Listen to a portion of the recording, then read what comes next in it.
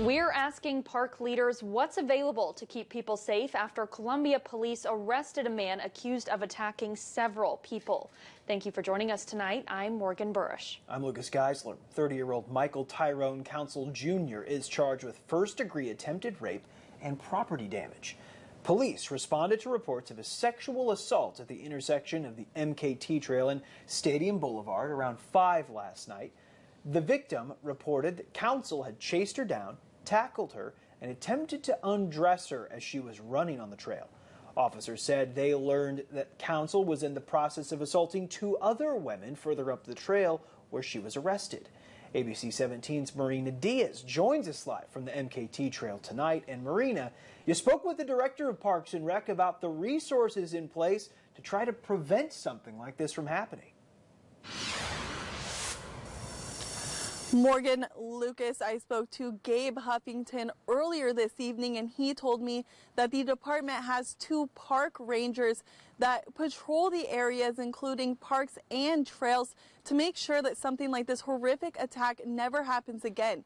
He also told me that they have a slew of volunteers that are out here keeping an eye on the trails. I spoke to one trail user who told me that he hopes that other trail users can look out for one another to also prevent something like this happening. The idea that such a resource, such a beautiful resource for our city can be used in this way is just terrible. CPD officers have arrested 30-year-old Michael Council Jr. after he allegedly chased, tackled, and attempted to assault a woman who was running on MKT Trail.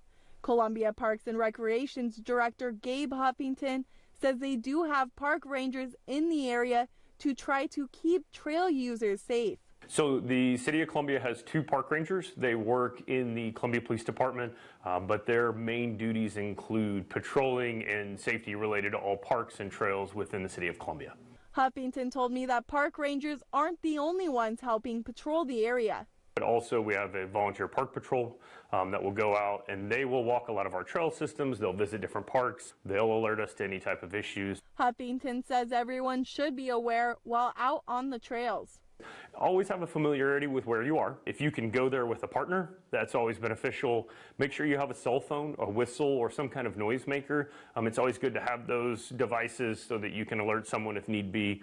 Trail user George Smith told me that he hopes fellow trail users are watching out for one another. I should say that everyone should be watching out for everyone on the trail. I mean, if there's something happening, you need to deal with it right away, even if it's not to you. Morgan, Lucas, Huffington told me that the department has 2 emergency lines like this one right here throughout the park, and they are hoping to get another one as well. But Smith told me that he isn't sure just how helpful emergency lines like this one are, considering just how vast the area is. Reporting live in Columbia, Marina Diaz, ABC 17 News. All right, and that's Nobel laureate Dr. George Smith telling you to keep your eyes on the trail and look out for others out there, Marina. Thank you very much.